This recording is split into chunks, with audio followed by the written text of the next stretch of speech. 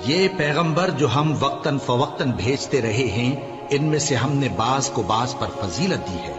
بعض ایسے ہیں جن سے اللہ نے گفتگو کی، اور بعض کے دوسرے امور میں مرتبے بلند کیے۔ اور عیسیٰ ابن مریم کو ہم نے کھلی ہوئی نشانیاں عطا کی، اور روح القدس سے ان کو مدد دی۔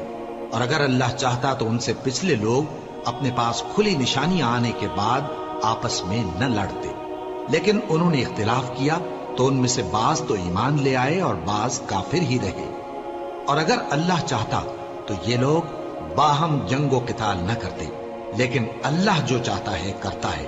اے ایمان والو، جو مال ہم نے تم کو دیا ہے اس میں سے اس دن کے آنے سے پہلے پہلے خرچ کر لو جس میں نہ اعمال کا سودا ہو اور نہ دوستی اور سفارش ہو سکے، اور کفر کرنے والے لوگ ظالم ہیں۔ اللہ وہ معبود برحق ہے کہ اس کے سوا کوئی عبادت کے لائق نہیں، زندہ ہے، سب کو تھامنے والا، اسے نہ اونگ آتی ہے نہ نیند۔ جو کچھ آسمانوں میں اور جو کچھ زمین میں ہے سب اسی کا ہے۔ کون ہے کہ اس کی اجازت کے بغیر اس سے کسی کی سفارش کر سکے؟ جو کچھ لوگوں کے روبرو ہو رہا ہے اور جو کچھ ان کے پیچھے ہو چکا ہے اسے سب معلوم ہے، اور لوگ اس کی معلومات میں سے کسی چیز پر دسترس حاصل نہیں کر سکتے۔ ہاں، جس قدر وہ چاہتا ہے اسی قدر معلوم کرا دیتا ہے۔ اس کی بادشاہی اور علم آسمان اور زمین سب پر حاوی ہے، اور اسے ان کی حفاظت کچھ بھی دشوار نہیں۔ وہ بڑا عالی رتبہ ہے، جلیل القدر ہے۔ دین اسلام میں کوئی زبردستی نہیں ہے، ہدایت صاف طور پر ظاہر اور گمراہی سے الگ ہو چکی ہے۔ تو جو شخص بتوں سے اعتقاد نہ رکھے اور اللہ پر ایمان لائے، اس نے ایسی مضبوط رسی ہاتھ میں پکڑ لی ہے جو کبھی ٹوٹنے والی نہیں، اور اللہ سب کچھ سنتا ہے، سب کچھ جانتا ہے۔ جو لوگ ایمان لائے ہیں ان کا دوست اللہ ہے کہ اندھیرے سے نکال کر روشنی میں لے جاتا ہے، اور جو کافر ہیں ان کے دوست شیطان ہیں کہ ان کو روشنی سے نکال کر اندھیرے میں لے جاتے ہیں۔ یہی لوگ اہل دوزخ ہیں کہ اس میں ہمیشہ رہیں گے۔ بھلا تم نے اس شخص کو نہیں دیکھا جو اس غرور کے سبب سے کہ اللہ نے اس کو سلطنت بخشی تھی، ابراہیم سے اپنے پروردگار کے بارے میں جھگڑنے لگا؟ جب ابراہیم نے کہا میرا پروردگار تو وہ ہے جو زندگی دیتا ہے اور موت دیتا ہے، وہ بولا کہ زندگی اور موت تو میں بھی دے سکتا ہوں۔ ابراہیم نے کہا کہ اللہ تو سورج کو مشرق سے نکالتا ہے، آپ اسے مغرب سے نکال دیجئے۔ یہ سن کر وہ کافر ہکا بکا رہ گیا، اور اللہ بے انصافوں کو ہدایت نہیں دیا کرتا۔ یا اسی طرح اس شخص کو نہیں دیکھا جس کا ایک بستی پر جو اپنی چھتوں پر گری پڑی تھی گزر ہوا، تو اس نے کہا کہ اللہ اس کے باشندوں کو مرنے کے بعد کیوں کر زندہ کرے گا؟ تو اللہ نے اس کی روح قبض کر لی اور 100 برس تک اس کو مردہ رکھا۔ پھر اس کو جلا اٹھایا اور پوچھا تم کتنا عرصہ مرے پڑے رہے ہو؟ اس نے جواب دیا کہ 1 دن یا اس سے بھی کم۔ اللہ نے فرمایا نہیں، بلکہ 100 برس مرے رہے ہو، اور اپنے کھانے پینے کی چیزوں کو دیکھو کہ اتنی مدت میں مطلق سڑی بسی نہیں، اور اپنے گدھے کو بھی دیکھو جو مرا پڑا ہے۔ غرض ان باتوں سے یہ ہے کہ ہم تم کو لوگوں کے لیے اپنی قدرت کی نشانی بنائیں۔ اور ہاں، گدھے کی ہڈیوں کو دیکھو کہ ہم ان کو کس طرح جوڑے دیتے اور ان پر کس طرح گوشت پوست چڑھائے دیتے ہیں۔ جب یہ واقعات اس کے مشاہدے میں آئے تو بول اٹھا کہ میں یقین کرتا ہوں کہ اللہ ہر چیز پر قادر ہے۔ اور جب ابراہیم نے اللہ سے عرض کیا کہ اے پروردگار مجھے دکھا کہ تو مردوں کو کیوں کر زندہ کرے گا، اللہ نے فرمایا کیا تم نے اس بات کا یقین نہیں کیا؟ انہوں نے کہا کیوں نہیں، لیکن میں دیکھنا اس لیے چاہتا ہوں کہ میرا دل اطمینان کامل حاصل کر لے۔ فرمایا کہ 4 پرندے لے لو، پھر ان کو اپنے سے ہلا لو اور ان کے ٹکڑے ٹکڑے کر دو، پھر ان کا ایک ایک ٹکڑا ہر ایک پہاڑ پر رکھ دو، پھر ان کو بلاؤ تو وہ تمہارے پاس دوڑتے چلے آئیں گے، اور جان رکھو کہ اللہ غالب ہے، صاحب حکمت ہے۔ جو لوگ اپنا مال اللہ کی راہ میں خرچ کرتے ہیں ان کے مال کی مثال اس دانے کی سی ہے جس سے 7 بالیں اگیں اور ہر ایک بال میں 100 دانے ہوں، اور اللہ جس کے اجر کو چاہتا ہے اور زیادہ کرتا ہے، اور اللہ کشائش والا ہے، سب کچھ جاننے والا ہے۔ جو لوگ اپنا مال اللہ کے راستے میں صرف کرتے ہیں پھر اس کے بعد نہ اس خرچ کا کسی پر احسان رکھتے ہیں اور نہ کسی کو تکلیف دیتے ہیں، ان کا صلہ ان کے پروردگار کے پاس تیار ہے، اور قیامت کے روز نہ ان کو کچھ خوف ہوگا اور نہ وہ غمگین ہوں گے۔ جس خیرات کے دینے کے بعد لینے والے کو ایذا دی جائے اس سے تو نرم بات کہہ دینی اور درگزر کرنا بہتر ہے، اور اللہ بے نیاز ہے، بردبار ہے۔ مومنوں، اپنے صدقات و خیرات احسان رکھنے اور ایذا دینے سے اس شخص کی طرح برباد نہ کر دینا جو لوگوں کو دکھاوے کے لیے مال خرچ کرتا ہے اور اللہ اور روز آخر پر ایمان نہیں رکھتا، تو اس کے مال کی مثال اس چٹان کی سی ہے جس پر تھوڑی سی مٹی پڑی ہو اور اس پر زور کا مے برس کر اسے صاف کر ڈالے۔ اسی طرح یہ ریاکار لوگ اپنے اعمال کا کچھ بھی صلہ حاصل نہیں کر سکیں گے، اور اللہ ایسے ناشکروں کو ہدایت نہیں دیا کرتا۔ اور جو لوگ اللہ کی خوشنودی حاصل کرنے کے لیے اور خلوص نیت سے اپنا مال خرچ کرتے ہیں، ان کی مثال ایک باغ کی سی ہے جو اونچی جگہ پر واقع ہو، جب اس پر زور کا مے پڑے تو دگنا پھل لائے، پھر اگر مے نہ بھی پڑے تو خیر پھوار ہی سہی، اور اللہ تمہارے کاموں کو دیکھ رہا ہے۔ بھلا تم میں کوئی یہ چاہتا ہے کہ اس کا کھجوروں اور انگوروں کا باغ ہو جس میں نہریں بہہ رہی ہوں اور اس میں اس کے لیے ہر قسم کے میوے موجود ہوں، اور اسے بڑھاپا آ پکڑے اور اس کے ننھے ننھے بچے بھی ہوں، تو ناگہاں اس باغ پر آگ کا بھرا ہوا بگولا چلے، پس وہ جل جائے۔ اس طرح اللہ تم سے اپنی آیتیں کھول کھول کر بیان فرماتا ہے تاکہ تم سوچو اور سمجھو۔ مومنو، جو پاکیزہ اور عمدہ مال تم کماتے ہو اور جو چیزیں ہم تمہارے لیے زمین سے نکالتے ہیں ان میں سے اللہ کی راہ میں بھی خرچ کرو، اور بری اور ناپاک چیزیں دینے کا قصد نہ کرنا کہ اگر وہ چیزیں تمہیں دی جائیں تو بجز اس کے کہ لیتے وقت آنکھیں بند کر لو، ان کو کبھی نہ لو، اور جان رکھو کہ اللہ بے نیاز ہے، خوبیوں والا ہے۔ شیطان تمہیں تنگ دستی کا خوف دلاتا اور بے حیائی کے کام کرنے کو کہتا ہے، اور اللہ تم سے اپنی بخشش اور رحمت کا وعدہ کرتا ہے، اور اللہ کشائش والا ہے، سب کچھ جاننے والا ہے۔ وہ جس کو چاہتا ہے دانائی بخشتا ہے، اور جس کو دانائی ملی بے شک اس کو بڑی نعمت ملی۔ اور نصیحت تو وہی لوگ قبول کرتے ہیں جو عقل مند ہیں، اور تم اللہ کی راہ میں جس طرح کا خرچ کرو یا کوئی نذر مانو، اللہ اس کو جانتا ہے، اور ظالموں کا کوئی مددگار نہ ہوگا۔ اگر تم خیرات ظاہر کر کے دو تو وہ بھی خوب ہے، اور اگر پوشیدہ دو اور دو بھی ضرورت مندوں کو تو یہ تمہارے لیے بہتر ہے، اور اس طرح کا دینا تمہارے گناہوں کو بھی دور کرے گا، اور اللہ کو تمہارے سب کاموں کی خبر ہے۔ اے نبی صلی اللہ علیہ وآلہ وسلم، تم ان لوگوں کی ہدایت کے ذمہ دار نہیں ہو، بلکہ اللہ ہی جس کو چاہتا ہے ہدایت بخشتا ہے۔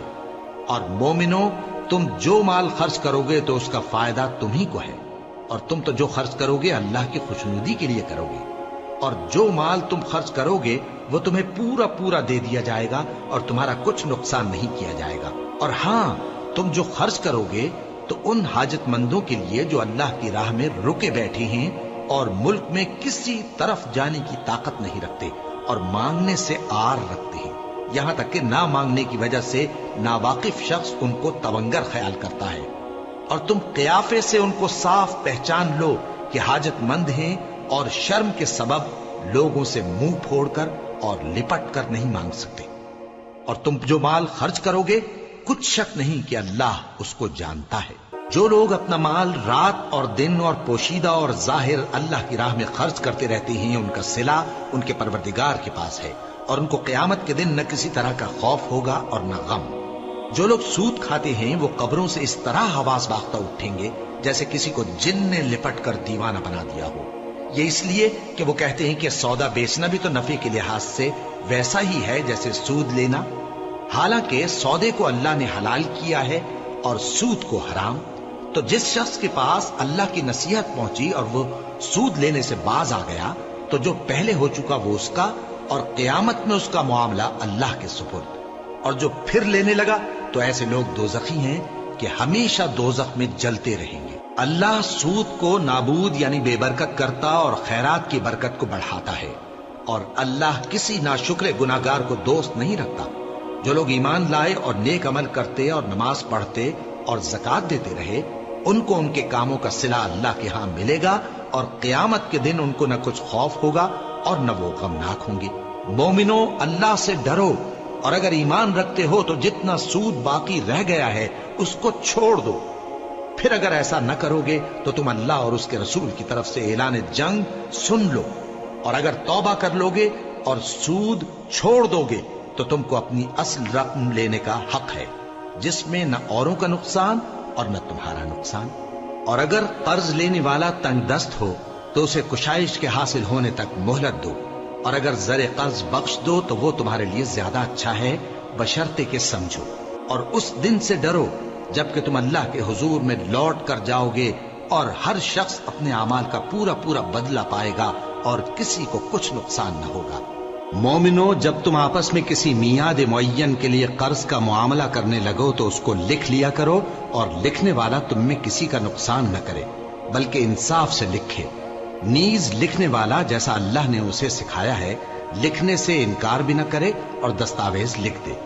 اور جو شخص قرض لے وہی دستاویز کا مضمون بول کر لکھوائے، اور اللہ سے کہ اس کا مالک ہے خوف کرے، اور زر قرض میں سے کچھ کم نہ لکھوائے۔ اور اگر قرض لینے والا کم عقل یا ضعیف ہو یا مضمون لکھوانے کی قابلیت نہ رکھتا ہو تو جو اس کا ولی ہو وہ انصاف کے ساتھ مضمون لکھوائے، اور اپنے میں سے 2 مردوں کو ایسے معاملے کے گواہ کر لیا کرو، اور اگر 2 مرد نہ ہوں تو 1 مرد اور 2 عورتیں جن کو تم گواہ پسند کرو کافی ہیں، کہ اگر ان میں سے ایک بھول جائے گی تو دوسری اسے یاد دلا دے گی۔ اور جب گواہ گواہی کے لیے طلب کیے جائیں تو انکار نہ کریں۔ اور قرض تھوڑا ہو یا بہت اس کی دستاویز کے لکھنے لکھانے میں سستی نہ کرنا، یہ بات اللہ کے نزدیک نہایت قرین انصاف ہے، اور شہادت کے لیے بھی یہ بہت درست طریقہ ہے۔ اس سے تم کو کسی طرح کا شک و شبہ بھی نہیں پڑے گا۔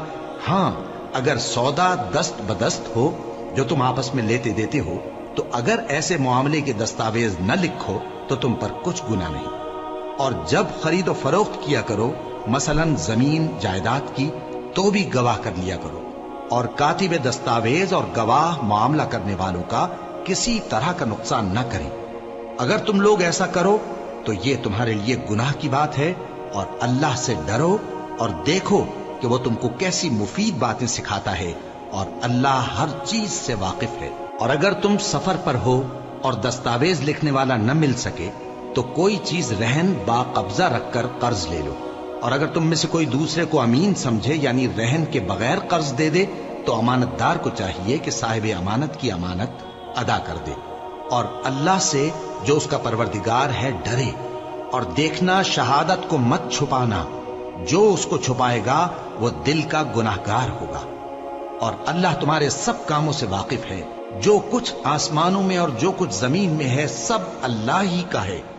تم اپنے دلوں کی بات کو ظاہر کرو گے تو اور چھپاؤ گے تو اللہ تم سے اس کا حساب لے گا، پھر وہ جسے چاہے مغفرت کرے اور جسے چاہے عذاب دے، اور اللہ ہر چیز پر قادر ہے۔ رسول اللہ صلی اللہ علیہ وآلہ وسلم اس کتاب پر جو ان کے پروردگار کی طرف سے ان پر نازل ہوئی ایمان رکھتے ہیں، اور مومن بھی سب اللہ پر اور اس کے فرشتوں پر اور اس کی کتابوں پر اور اس کے پیغمبروں پر ایمان رکھتے ہیں، اور کہتے ہیں کہ ہم اس کے پیغمبروں سے کسی میں کچھ فرق نہیں کرتے، اور وہ اللہ سے عرض کرتے ہیں کہ ہم نے تیرا حکم سنا اور قبول کیا۔ اے پروردگار، ہم تیری بخشش مانگتے ہیں اور تیری ہی طرف لوٹ کر جانا ہے۔ اللہ کسی شخص کو اس کی طاقت سے زیادہ کا ذمہ دار نہیں بناتا۔ اچھے کام کرے گا تو اس کو ان کا فائدہ ملے گا، برے کرے گا تو اسے ان کا نقصان پہنچے گا۔ اے پروردگار، اگر ہم سے بھول یا چوک ہو گئی ہو تو ہم سے مواخذہ نہ کیجو۔ اے پروردگار، ہم پر ایسا بوجھ نہ ڈالیو جیسا تو نے ہم سے پہلے لوگوں پر ڈالا تھا۔ اے پروردگار، جتنا بوجھ اٹھانے کی ہم میں طاقت نہیں اتنا بوجھ ہم پر نہ رکھیو، اور اے پروردگار، ہمارے گناہوں سے درگزر کر اور ہمیں بخش دے اور ہم پر رحم فرما، تو ہی ہمارا مددگار ہے، سو ہم کو کافروں پر غالب کر۔ شروع اللہ کا نام لے کر جو بڑا مہربان نہایت رحم والا ہے۔ الف لام میم۔ اللہ جو معبود برحق ہے، اس کے سوا کوئی عبادت کے لائق نہیں، زندہ ہے، سب کو تھامنے والا۔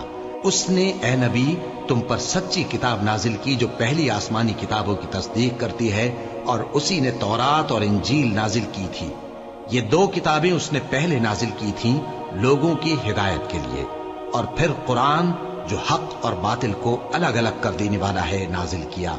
جو لوگ اللہ کی آیتوں کا انکار کرتے ہیں ان کو سخت عذاب ہوگا، اور اللہ زبردست ہے، بدلہ لینے والا ہے۔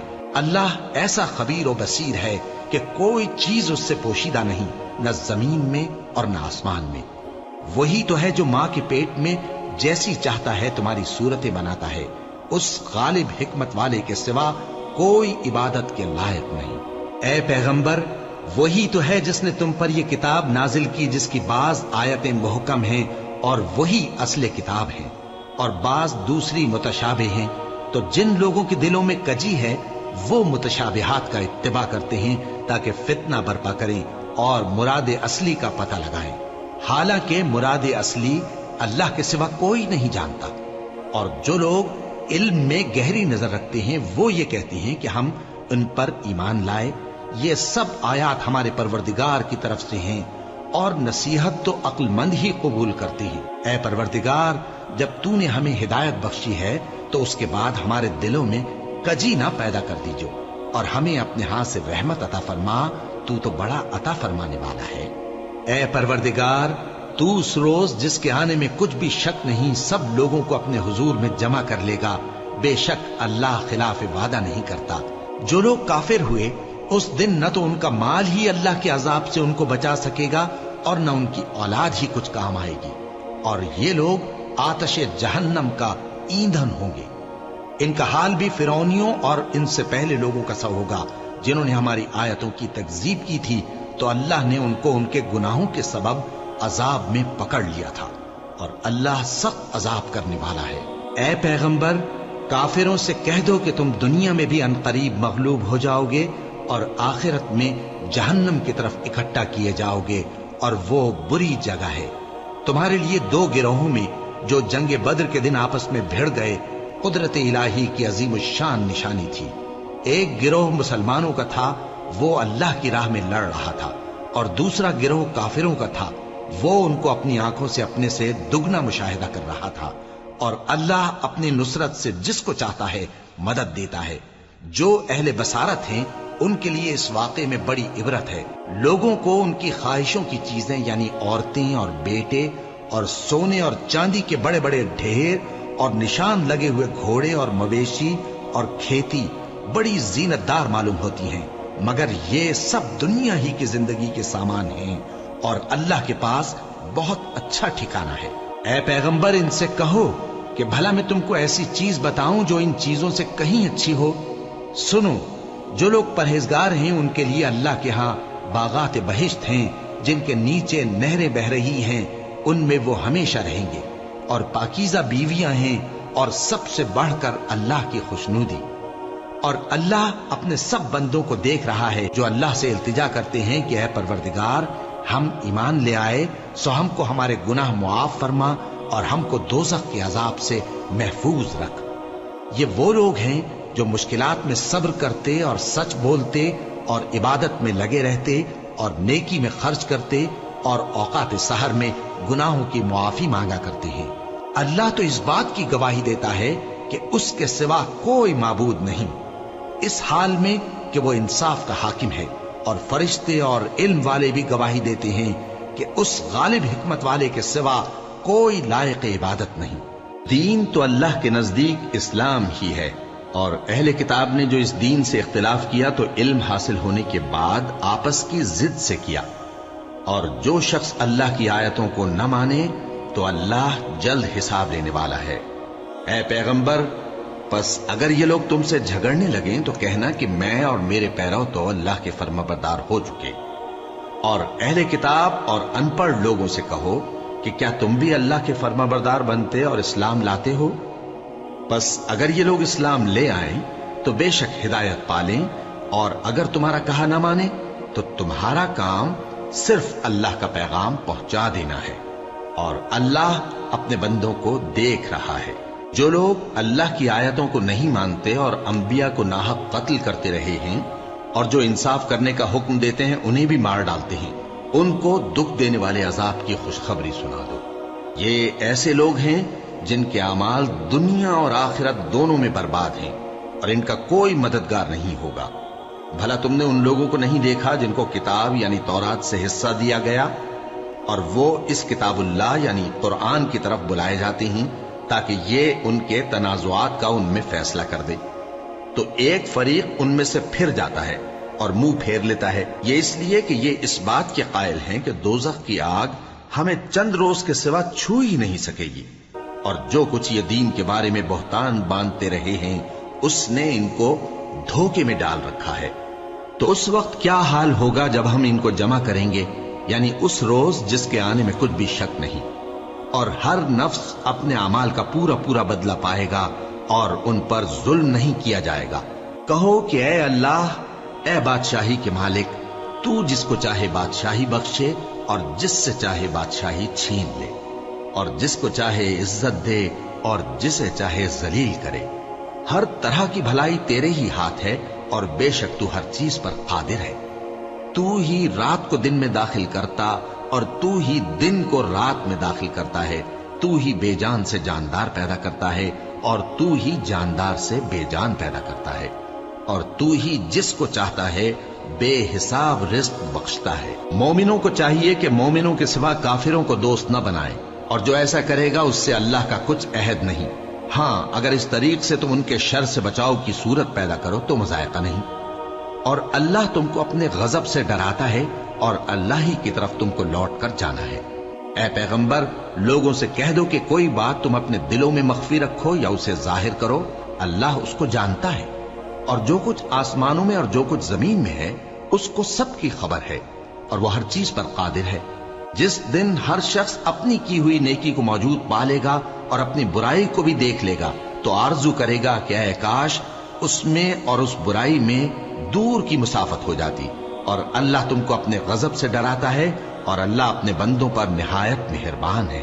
اے پیغمبر، لوگوں سے کہہ دو کہ اگر تم اللہ کو دوست رکھتے ہو تو میری پیروی کرو، اللہ بھی تمہیں دوست رکھے گا اور تمہارے گناہ معاف کر دے گا، اور اللہ بخشنے والا ہے، مہربان ہے۔ کہہ دو کہ اللہ اور اس کے رسول کا حکم مانو، پس اگر وہ نہ مانے تو اللہ بھی کافروں کو دوست نہیں رکھتا۔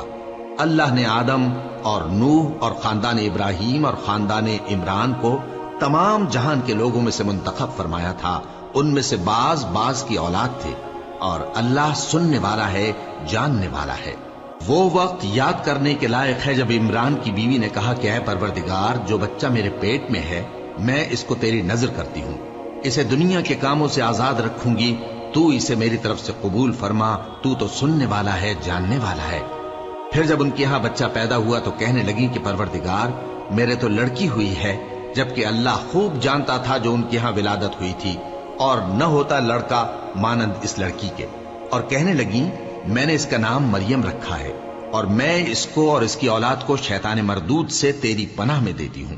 تو اس کے پروردگار نے اس کو پسندیدگی کے ساتھ قبول فرمایا اور اسے اچھی طرح پرورش کیا، اور زکریا کو اس کا کفیل بنایا۔ زکریا جب کبھی عبادت گاہ میں اس کے پاس جاتے تو اس کے پاس کھانا پاتے۔ یہ کیفیت دیکھ کر ایک دن مریم سے پوچھنے لگے کہ مریم، یہ کھانا تمہارے پاس کہاں سے آتا ہے؟ وہ بولی کہ اللہ کے ہاں سے آتا ہے، بے شک اللہ جسے چاہتا ہے بے حساب رزق دیتا ہے۔ اس وقت زکریا نے اپنے پروردگار کو پکارا، عرض کی کہ پروردگار، مجھے اپنی طرف سے اولاد صالح عطا فرما، تو بے شک دعا سننے والا ہے۔ چنانچہ وہ ابھی عبادت گاہ میں کھڑے نماز ہی پڑھ رہے تھے کہ فرشتوں نے آواز دی کہ زکریا، اللہ تمہیں یحییٰ کی بشارت دیتا ہے، جو کلمۃ اللہ یعنی عیسیٰ کی تصدیق کریں گے اور سردار ہوں گے اور عورتوں سے رغبت نہ رکھنے والے اور ایک پیغمبر یعنی نیکوکاروں میں ہوں گے۔ زکریا نے کہا، اے پروردگار، میرے ہاں لڑکا کیوں کر پیدا ہوگا کہ میں تو بڈھا ہو گیا ہوں اور میری بیوی بانجھ ہے؟ فرمایا، اسی طرح اللہ جو چاہتا ہے کرتا ہے۔ زکریا نے کہا کہ پروردگار، میرے لیے کوئی نشانی مقرر فرما دے۔ فرمایا، تمہاری نشانی یہ ہے کہ تم لوگوں سے 3 دن اشارے کے سوا بات نہ کر سکو گے، تو ان دنوں میں اپنے پروردگار کی کثرت سے یاد اور صبح و شام اس کی تسبیح کرنا۔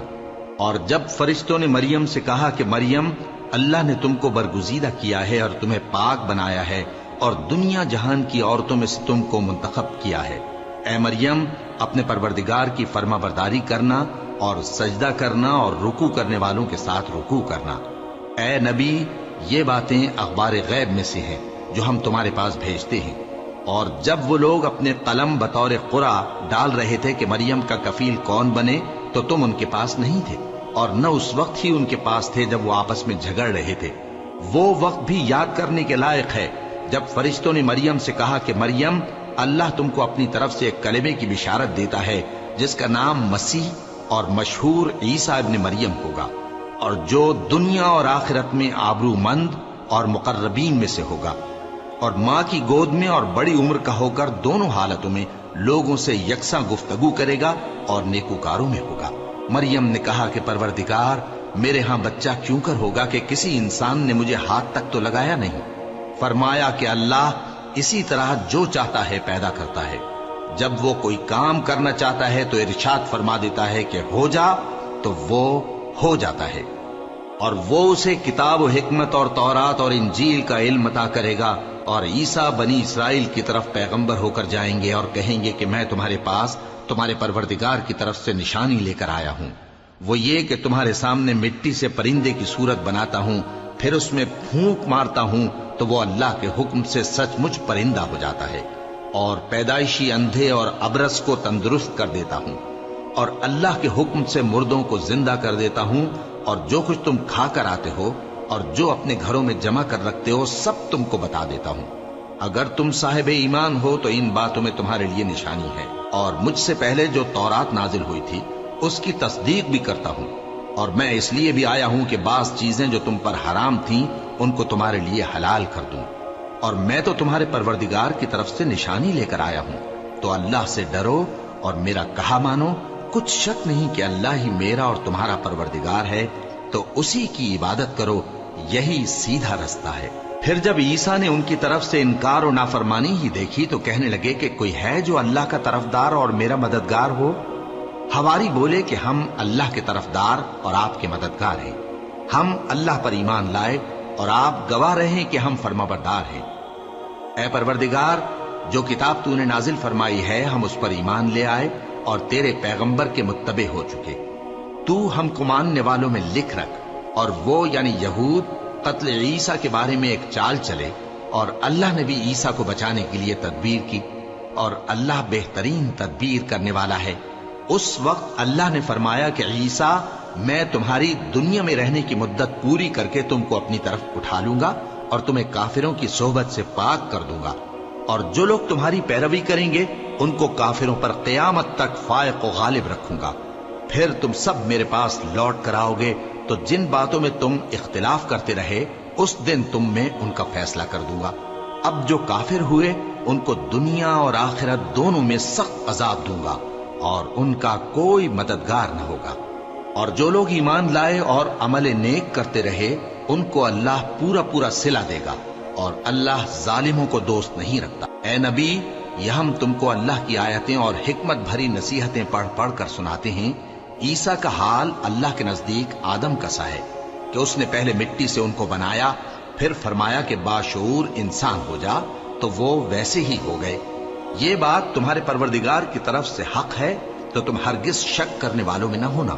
پھر اگر یہ لوگ عیسیٰ کے بارے میں تم سے جھگڑا کریں اس کے بعد کہ تم کو حقیقت معلوم ہو ہی چکی ہے، تو ان سے کہنا کہ آؤ ہم اپنے بیٹوں اور بیٹیوں کو بلائیں، تم اپنے بیٹوں اور بیٹیوں کو بلاؤ، اور ہم خود بھی آئیں اور تم خود بھی آؤ، پھر دونوں فریق اللہ سے دعا و التجا کریں، اس طرح جھوٹوں پر اللہ کی لعنت بھیجیں۔ یہ تمام بیانات صحیح ہیں، اور اللہ کے سوا کوئی معبود نہیں، اور بے شک اللہ غالب ہے، صاحب حکمت ہے۔ بس اگر یہ لوگ پھر جائیں تو اللہ مفسدوں کو خوب جانتا ہے۔ کہہ دو کہ اے اہل کتاب، جو بات ہمارے اور تمہارے دونوں کے درمیان یکساں تسلیم کی گئی ہے اس کی طرف آؤ، وہ یہ کہ اللہ کے سوا ہم کسی کی عبادت نہ کریں اور اس کے ساتھ کسی چیز کو شریک نہ بنائیں، اور ہم میں کوئی کسی کو اللہ کے سوا اپنا کارساز نہ سمجھے۔ پھر اگر یہ لوگ اس بات کو نہ مانیں تو ان سے کہہ دو کہ تم گواہ رہو کہ ہم اللہ کے فرما بردار ہیں۔ اے اہل کتاب، تم ابراہیم کے بارے میں کیوں جھگڑتے ہو؟ حالانکہ تورات اور انجیل ان کے بعد اتری ہیں اور وہ پہلے ہو چکے، تو کیا تم عقل نہیں رکھتے؟ دیکھو، ایسی بات میں تو تم نے جھگڑا کیا ہی تھا جس کا تمہیں کچھ علم تھا بھی، مگر ایسی بات میں کیوں جھگڑتے ہو جس کا تم کو کچھ بھی علم نہیں؟ اور اللہ جانتا ہے اور تم نہیں جانتے۔ ابراہیم نہ تو یہودی تھے اور نہ عیسائی، بلکہ سب سے بے تعلق ہو کر ایک اللہ کے ہو رہے تھے اور اسی کے فرما بردار تھے اور مشرکوں میں نہ تھے۔ ابراہیم سے زیادہ قرب رکھنے والے تو وہ لوگ ہیں جو ان کی پیروی کرتے رہے، اور یہ پیغمبر آخر الزماں صلی اللہ علیہ وآلہ وسلم اور وہ لوگ جو ایمان لائے ہیں، اور اللہ مومنوں کا کارساز ہے۔ اے اہل اسلام، بعض اہل کتاب اس بات کی خواہش رکھتے ہیں کہ کسی طرح تم کو گمراہ کر دیں، حالانکہ یہ تم کو کیا گمراہ کریں گے، اپنے آپ کو ہی گمراہ کر رہے ہیں اور نہیں جانتے۔ اے اہل کتاب، تم اللہ کی آیتوں سے کیوں انکار کرتے ہو اور تم تورات کو مانتے تو ہو؟ اے اہل کتاب، تم سچ کو جھوٹ کے ساتھ خلط ملط کیوں کرتے ہو اور حق کو کیوں چھپاتے ہو جبکہ تم جانتے بھی ہو؟ اور اہل کتاب کا ایک گروہ اپنے آدمیوں سے کہتا ہے کہ جو کتاب مومنوں پر نازل ہوئی ہے اس پر دن کے شروع میں تو ایمان لے آیا کرو اور اس کے آخر میں انکار کر دیا کرو، تاکہ وہ اسلام سے برگشتہ ہو جائیں اور اپنے دین کے پیروں کے سوا کسی اور کی بات کا یقین نہ کر لینا۔ اے پیغمبر، کہہ دو کہ ہدایت تو اللہ ہی کی ہدایت ہے۔ وہ یہ بھی کہتے ہیں، یہ بھی نہ ماننا کہ جو چیز تم کو ملی ہے ویسی کسی اور کو بھی مل سکتی ہے، ورنہ وہ تم پر تمہارے رب کے روبرو حجت قائم کر دیں گے۔ اے پیغمبر، کہہ دو کہ بزرگی اللہ ہی کے ہاتھ میں ہے، وہ جسے چاہتا ہے دیتا ہے، اور اللہ کشائش والا ہے، علم والا ہے۔ وہ اپنی رحمت سے جس کو چاہتا ہے خاص کر لیتا ہے، اور اللہ بڑے فضل کا مالک ہے۔ اور اہل کتاب میں سے کوئی تو ایسا ہے کہ اگر تم اس کے پاس دیناروں کا ڈھیر امانت رکھ دو تو تم کو فوراً واپس دے دے، اور کوئی اس طرح کا ہے کہ اگر اس کے پاس ایک دینار بھی امانت رکھو تو جب تک اس کے سر پر ہر وقت کھڑے نہ رہو تمہیں دے ہی نہیں۔ یہ اس لیے کہ وہ کہتے ہیں کہ امیوں کے بارے میں ہم سے مواخذہ نہیں ہوگا۔ یہ اللہ پر محض جھوٹ بولتے ہیں اور اس بات کو جانتے بھی ہیں۔ ہاں، کیوں نہیں؟ جو شخص اپنے اقرار کو پورا کرے اور پرہیزگار بنا رہے تو اللہ بھی پرہیزگاروں کو دوست رکھتا ہے۔ جو لوگ اللہ کے اقراروں اور اپنی قسموں کو بیچ ڈالتے ہیں اور ان کے عوض تھوڑی سی قیمت حاصل کرتے ہیں، ان کا آخرت میں کچھ حصہ نہیں۔ ان سے اللہ نہ تو کلام کرے گا اور نہ قیامت کے روز ان کی طرف دیکھے گا، اور نہ ان کو پاک کرے گا، اور ان کو دکھ دینے والا عذاب ہوگا۔ اور ان اہل کتاب میں بعض ایسے ہیں کہ کتاب یعنی تورات کو زبان مروڑ مروڑ کر پڑھتے ہیں تاکہ تم سمجھو کہ جو کچھ وہ پڑھتے ہیں کتاب میں سے ہے، حالانکہ وہ کتاب میں سے نہیں ہوتا، اور کہتے ہیں کہ وہ اللہ کی طرف سے نازل ہوا ہے، حالانکہ وہ اللہ کی طرف سے نہیں ہوتا، اور اللہ پر جھوٹ بولتے ہیں اور یہ بات جانتے بھی ہیں۔ کسی آدمی کو شایع نہیں کہ اللہ اسے کتاب اور حکومت اور نبوت عطا فرمائے پھر وہ لوگوں سے کہے کہ اللہ کو چھوڑ کر میرے بندے ہو جاؤ، بلکہ اس کو یہ کہنا چاہیے کہ اے اہل کتاب، تم ربانی ہو جاؤ، کیونکہ تم کتاب کی تعلیم بھی دیتے ہو اور کیونکہ پڑھتے پڑھاتے رہتے ہو۔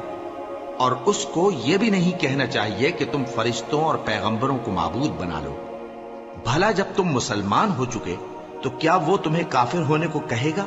اور جب اللہ نے پیغمبروں سے عہد لیا کہ جب میں تم کو کتاب اور دانائی عطا کروں پھر تمہارے پاس کوئی پیغمبر آئے جو تمہاری کتاب کی تصدیق کرے تو تمہیں ضرور اس پر ایمان لانا ہوگا اور ضرور اس کی مدد کرنی ہوگی۔ اور عہد لینے کے بعد پوچھا کہ بھلا تم نے اقرار کیا اور اس اقرار پر میرا ذمہ لیا، یعنی مجھے ضامن ٹھہرایا؟ انہوں نے کہا ہاں، ہم نے اقرار کیا۔ فرمایا کہ تم اس عہد و پیمان کے گواہ رہو اور میں بھی تمہارے ساتھ گواہ ہوں۔ اب جو لوگ اس کے بعد پھر جائیں تو وہی بد کردار ہیں۔ پھر کیا یہ کافر اللہ کے دین کے سوا کسی اور دین کے طالب ہے؟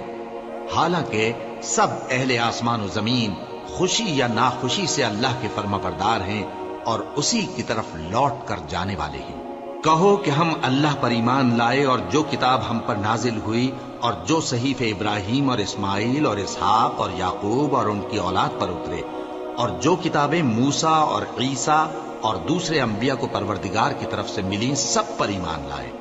ہم ان پیغمبروں میں سے کسی میں کچھ فرق نہیں کرتے، اور ہم اسی اللہ کے فرما بردار ہیں۔ اور جو شخص اسلام کے سوا کسی اور دین کا طالب ہوگا وہ اس سے ہرگز قبول نہیں کیا جائے گا، اور ایسا شخص آخرت میں نقصان اٹھانے والوں میں ہوگا۔ اللہ ایسے لوگوں کو کیوں کر ہدایت دے جو ایمان لانے کے بعد کافر ہو گئے اور پہلے اس بات کی گواہی دے چکے، کہ کہ یہ پیغمبر برحق ہے اور ان کے پاس دلائل بھی آ گئے، اور اللہ بے انصافوں کو ہدایت نہیں دیتا۔ ان لوگوں کی سزا یہ ہے کہ ان پر اللہ کی اور فرشتوں کی اور انسانوں کی سب کی لعنت ہے، ہمیشہ اس لعنت میں گرفتار رہیں گے۔ ان سے نہ تو عذاب ہلکا کیا جائے گا اور نہ انہیں مہلت دی جائے گی۔ ہاں، جنہوں نے اس کے بعد توبہ کی اور اپنی حالت درست کر لی تو اللہ بخشنے والا مہربان ہے۔ جو لوگ ایمان لانے کے بعد کافر ہو گئے پھر کفر میں بڑھتے گئے، ایسوں کی توبہ ہرگز قبول نہیں ہوگی اور یہ لوگ گمراہ ہیں۔ جو لوگ کافر ہوئے اور کفر ہی کی حالت میں مر گئے، وہ اگر نجات حاصل کرنی چاہیں اور بدلے میں زمین بھر سونا دیں تو ہرگز قبول نہیں کیا جائے گا۔ ان لوگوں کو دکھ دینے والا عذاب ہوگا اور ان کا کوئی مددگار نہیں ہوگا۔